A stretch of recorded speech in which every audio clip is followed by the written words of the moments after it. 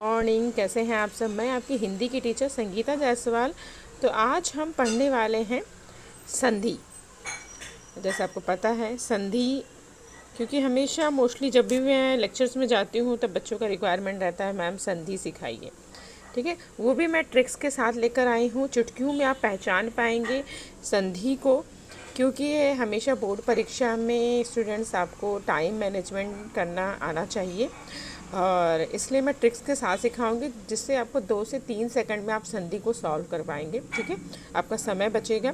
तो इस वीडियो को ज़रूर देखिएगा, और अच्छा लगेगा तो लाइक शेयर एंड सब्सक्राइब करिएगा, और अपने दोस्तों के साथ भी शेयर करिएगा। ठीक है स्टूडेंट, चलिए मैं स्टार्ट करती हूँ संधि को ट्रिक्स के साथ।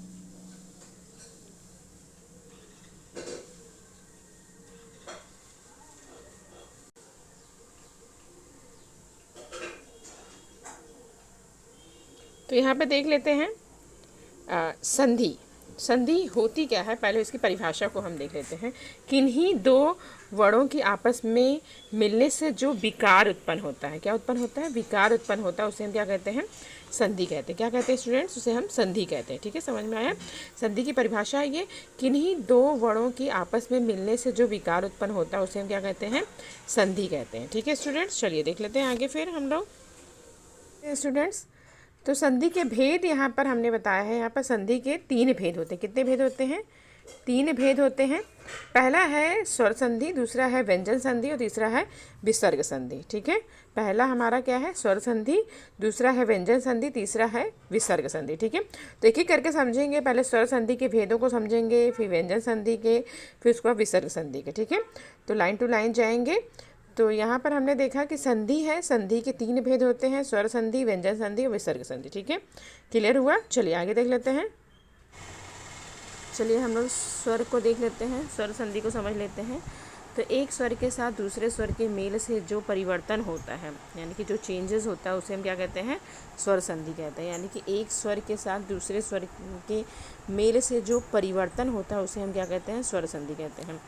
तो यहाँ पर मैंने किया है, देख लीजिए। हिमालय का मैं बताती हूँ आपको, हिमालय का कैसे करना है। तो हिम में क्या आ गया, स्वर अ। आलय में क्या स्वर आ गया, आ। ठीक है, तो हिम प्लस आलय क्या बन गया, हिमालय। ठीक है, इत्यादि का भी ऐसे ही बता देती हूँ मैं आपको। इत्यादि में भी आपका स्वर क्या आ गया, ई आ गया, और आदि में क्या आ गया, बड़ा आ गया। ठीक है, तो कैसे बनेगा ये, इति प्लस आदि, इति प्लस आदि क्या बन जाएगा, इत्यादि। ठीक है, समझ में आया स्टूडेंट्स। चलिए आगे देख लेते हैं। तो यहाँ पर स्वर संधि का पहला भेद हमारा आया है दीर्घ संधि। पहला स्वर संधि का पहला भेद है दीर्घ संधि। ठीक है, पहले इसका ट्रिक्स देख लेते हैं। क्या है ट्रिक, शब्दों के बीचों बीच, शब्दों के बीचों बीच बड़ा आ, बड़ी ई और बड़ा ऊ होता है तो उसे हम दीर्घ संधि कहते हैं। कौन सी संधि कहते हैं, दीर्घ संधि कहते हैं। ठीक है, बहुत इजी है ट्रिक्स, ध्यान दीजिए एक बार। चाहिए तो आप वीडियो को पॉज करके इस ट्रिक्स को लिख भी सकते हैं स्टूडेंट्स। ठीक है, क्योंकि आपके पास लिखा हुआ रहेगा तो आपके पास एग्ज़ाम के टाइम पे आप उसे रिवीजन कर सकते हैं। ठीक है, वैसे तो मेरा वीडियो है भी, और मैं PDF भी शेयर कर दूँगी इस वीडियो के साथ, तो आप आराम से वहाँ से देख सकते हैं। ठीक है, तो जैसे मैंने कहा कि शब्दों के बीचों बीच बड़ा आ, बड़ी ई, बड़ा ऊ होना चाहिए। ठीक है, जैसे मैं यहाँ पे एग्जांपल्स मैंने शेयर किया है, स्टूडेंट्स देख लीजिए। गिरीश, एग्जांपल क्या है, गिरीश। तो शब्दों के बीचों बीच क्या आपको मिल गया है, बड़ी ई की मात्रा मिल गई है ना। ठीक है, बड़ी ई की मात्रा मिल गई है। उसके बाद देवानंद, देवानंद में क्या मिल गया आपको, बड़ा आ मिल गया है। और भानु उदय में क्या मिल गया आपको, बड़ा ऊ मिल गया है। पहले में क्या मिल गया था आपको, बड़ी ई मिल गई थी। ठीक है, गिरीश में क्या मिला था, बीचों बीच बड़ी ई मिल गई थी।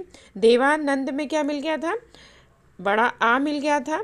ठीक है, और भानुदय में क्या मिल गया था, बड़ा ऊ मिल गया था। ठीक है, क्लियर हुआ। तो शब्दों के बीचों बीच बड़ा आ, बड़ी ई, बड़ा ऊ होता है तो हमारा दीर्घ संधि होता है। ये हमारा ट्रिक है। तो मैंने यहाँ पर 3 एग्जाम्पल सॉल्व किया है, गिरीश, देवानंद, भानु उदय। तीनों को मैंने आपको सॉल्व करके दिखाया किस तरह से आप ढूंढ सकते हैं शब्दों के बीचों बीच कौन से शब्द आपको मिलेंगे तो आपका दीर्घ संधि हो जाए। क्लियर हुआ, आगे बढ़ते हैं। तो यहाँ पे उदाहरण और भी हैं, चलिए देख लेते हैं।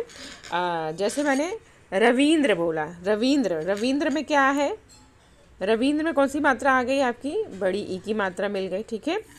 नदीश, नदीश में क्या मिल गया आपको, बड़ी ई की मात्रा मिल गई शब्दों के बीचों बीच, क्लियर। शब्दार्थ, शब्दार्थ में बीचों बीच क्या मिल गया, शब्दार्थ में बीचों बीच क्या मिल गया, बड़ा आ मिल गया, ठीक है। विद्यार्थी में बीचों बीच क्या मिल गया, बड़ा आ मिल गया, ठीक है। देवालय में क्या मिल गया बीचों बीच, बड़ा आ मिल गया, ठीक है, क्लियर हो रहा है। उसके बाद वधोत्सव, वधोत्सव में क्या है, यहाँ पर भी बड़ा ऊ मिल गया है, क्या मिल गया है, बड़ा ऊ मिल गया है। लघुम में क्या मिल गया है आपको, बड़ा ऊ मिल गया है, क्लियर हुआ, ठीक है। ये सब एग्जाम्पल्स आप अपने नोटबुक में लिखिए और सॉल्व करिए, ठीक है स्टूडेंट्स। चलिए आगे देख लेते हैं। तो दीर्घ संधि यहाँ पर समझ में आ गई होगी आप लोगों को। तो स्टूडेंट्स हम लोग पहले गुण संधि को देख लेते हैं। तो गुण संधि क्या है वो देख लेते हैं। तो यहाँ पर ट्रिक्स देख लेते हैं। गुण संधि का क्या है, शब्दों के बीचों बीच ए और औ, क्या कहा जा रहा है, ए और औ। ए और औ की मात्रा पता है आपको, जब भी ये वाला होता है तो आपका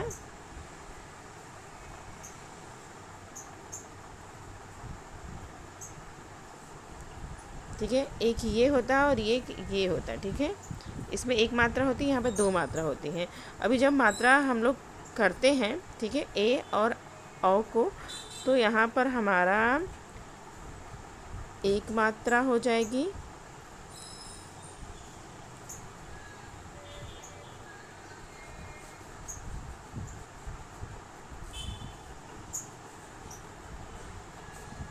इस तरह से इसकी मात्रा होती है जब हम यूज़ करते हैं, ठीक है। जब भी हम अल्फ़ाबेट्स यूज़ करते हैं तो यहाँ पर इस तरह की मात्रा लगाई जाती है, ठीक है। तो यहाँ पर शब्दों के बीचों बीच ए और औ अथवा अंतिम वर्ड रा हो, अंतिम वर्ड क्या कहा जा रहा है, रा हो। तो यहाँ पे एग्जाम्पल्स मैं बता देती हूँ आपको, क्या है एग्जाम्पल्स स्टूडेंट्स, वो सॉल्व करा देती हूँ आपको।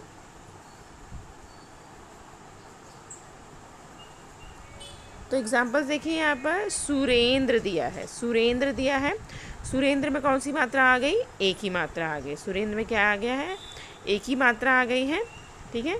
यहाँ पर स्टूडेंट्स ये ए जो है ये वाला है एक्चुअली, ठीक है। ये गलती से यहाँ पर टाइप हो गया है मेरे से, तो यहाँ पर ये वाला ए आएगा, ठीक है, समझ में आया आपको।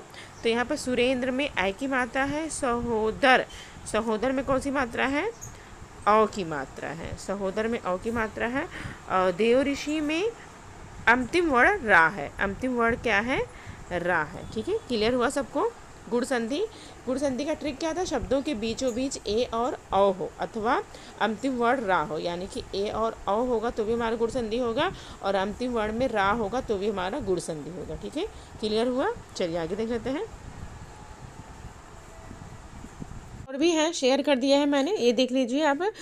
गुण संधि के जैसे कि महेंद्र, महेंद्र में क्या आ गया आपका, एक ही मात्रा आ गई है, ठीक है। राजेंद्र में भी एक ही मात्रा आ गई है, महेश में भी एक ही मात्रा आ गई है, ठीक है। बनो उत्सव में क्या आ गया है, औ की मात्रा, बनो उत्सव में औ की मात्रा, ठीक है। सूर्योदय में भी औ की मात्रा है, महोदय में भी औ की मात्रा है, ठीक है। राज ऋषि, सत ऋषि और महर्षि में कौन सी है, रा की मात्रा आ गई। अंतिम वर्ड में रा की मात्रा है, ठीक है। तो अंतिम वर्ड में रा की मात्रा आपको दिख रही है, ये देखिए यहाँ पर अंतिम वर्ड में रा की मात्रा, यहाँ पे सर्कल करके मैं दिखा देती हूँ, अंतिम वर्ण में रा की मात्रा है, तो ये आपका क्या हो जाएगा, गुण संधि। क्लियर हुआ, ट्रिक्स ध्यान से देखिएगा, समझ में आ जाएगा, कोई मुश्किल नहीं है। इस वीडियो को देखने के बाद आप कभी नहीं कहोगे कि मुझे संधि में डाउट है, ठीक है। तो बहुत ही अच्छी तरीके से आप समझ लीजिए। अभी हम तीसरा उस पर जाएंगे। तीसरा हमारा पॉइंट है यड़ संधि का, ठीक है। तीसरा हमारा है यड़ संधि। इसका ट्रिक क्या है देख लेते हैं। शब्दों के बीचों बीच या वा, क्या आए, या आए या वाय से पहले आधा वर्ड आए। यहाँ पे क्या कहा जा रहा है, शब्दों के बीचों बीच या और वा आए या बीचों बीच आधा वर्ण आए, अथवा बीचों बीच त्रा हो तो ये क्या हो जाता है हमारा, यड़ संधि हो जाता है। फिर से समझाती हूँ, ट्रिक क्या है। शब्दों के बीचों बीच क्या आना चाहिए हमारा, या और वा आना चाहिए। ठीक है, क्लियर हुआ। से पहले, या और वा से पहले क्या आना चाहिए, आधा वर्ण आना चाहिए। क्लियर हुआ, आधा वर्ण आना चाहिए, या अथवा बीचों बीच त्रा होना चाहिए। तो यहाँ पर देखिए, अत्याचार में क्या है, शब्दों के बीचों बीच या मिल गया है, उसके पहले हमारा आधा वर्ण भी मिल गया है। ठीक है, या के पहले आधा ता मिल गया है, तो क्या हो जाएगा हमारा, क्या लिखोगे, यड़ संधि। ठीक है, अव्यय में क्या ढूंढिए अभी आप, अव्यय में भी या है बीचों बीच। ठीक है, या है बीचों बीच, उसके बाद उसके पहले क्या है, आधा वर्ण है हमारा। ठीक है, आधा वर्ण आधा व है, तो क्या हो जाएगा, ये हमारा यड़ संधि। क्या हो जाएगा, यड़ संधि। क्लियर हुआ। चलिए आगे देख लेते हैं। हाँ, एग्जाम्पल्स यहाँ पे बहुत सारे हैं, चलिए देख लेते हैं, एक बार क्लियर करा देती हूँ। जैसे कि अभ्यास है, अभ्यास में या बीचों बीच है आपका। ठीक है, उसके पहले क्या है, उसके पहले कौन सा वर्ड है, आधा भा मिल गया ना, तो क्या हो जाएगा, यड़ संधि। क्लियर।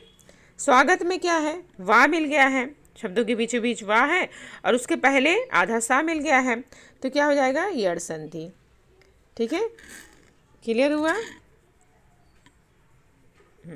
आगे और देख लेते हैं। उसका पित्रादेश, पित्रादेश में क्या है, शब्दों के बीचों बीच त्रा है। मात्रादेश में शब्दों के बीचों बीच त्रा है। मात्राज्ञा में बीचों बीच क्या है, त्रा है, तो क्या हो जाएगा, यड़ संधि। ट्रिक क्या था, शब्दों के बीचों बीच या और वा हो, उसके पहले आधा वर्ण हो, तो हमारा यड़ संधि होगा। या दूसरा था, शब्दों के बीचों बीच त्रा होगा, तो भी हमारा यड़ संधि होगा। क्लियर हुआ। चलिए आगे देख लेते हैं।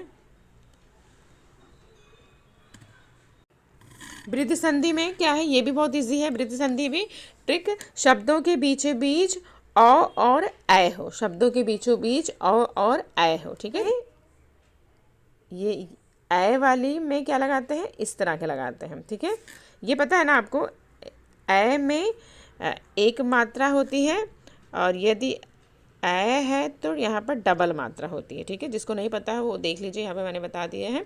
ठीक है, यदि ये वाला रहता है तो एक मात्रा आएगी, यदि ये वाला रहेगा तो दो मात्रा आएगी। ठीक है, शब्दों के बीचों बीच औ और ऐ की मात्रा होती है। जैसे कि यहाँ पर सदियों दिया है, सदियों में कौन सी मात्रा है, ऐ की मात्रा है, ये वाली मात्रा है, तो क्या हो जाएगा, ये वाली मात्रा है, तो क्या हो जाएगा, वृद्ध संधि।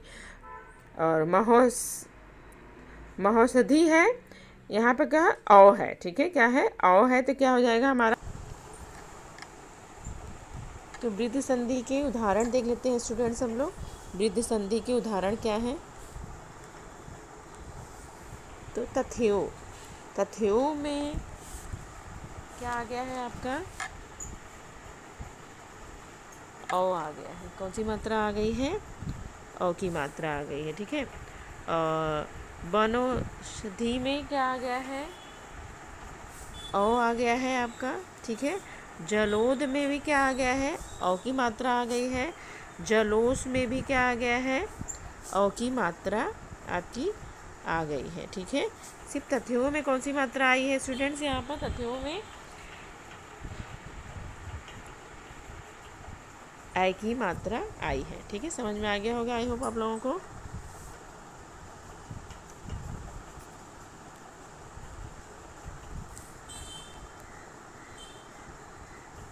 और वाह वाला ट्रिक, तो आप बोलोगे गुण में भी तो आपने यही बताया था, आयादी में भी यही बता रहे हैं, लेकिन यहाँ पे एक और सिंपल सा ट्रिक है कि गुण संधि में स्टूडेंट्स मैंने बताया था या और वाह के पहले आधा वर्ण होना चाहिए, लेकिन आयादी में ऐसा कुछ नहीं है, शब्दों के बीचों बीच या और वाह होता है। ठीक है, तो एग्जाम्पल जैसे कि है नयन, नयन में आपको क्या मिल गया, या मिल गया, और पवन में आपको क्या मिल गया, वाह मिल गया। ठीक है, चलिए आगे देख लेते हैं, आगे एग्जाम्पल सॉल्व कर लेते हैं।